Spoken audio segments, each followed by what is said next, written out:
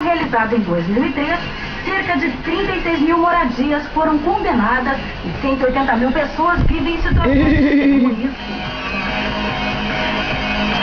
O governo também tem que fazer a sua parte. São Paulo tem 2.850 quilômetros de galerias fluviais, mas a prefeitura só limpa 20% delas.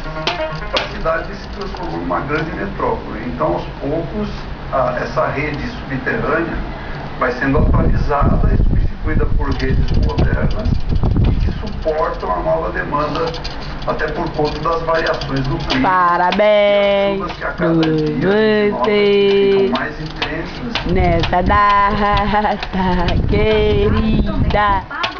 Muita felicidade. Tudo que é lançado nos córregos da Grande São Paulo vai parar nos seus pinheiros. Muitos anos de vida, Kailane. Nos rios da capital paulista. Qualquer papelzinho jogando na rua vai subir os bueiros.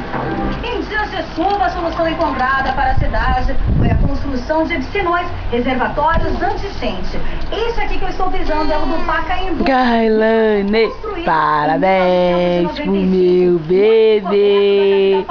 Meu bebê. Para 75 mil metros cúbicos de água, beneficiando cerca de 40 mil pessoas que moram na região.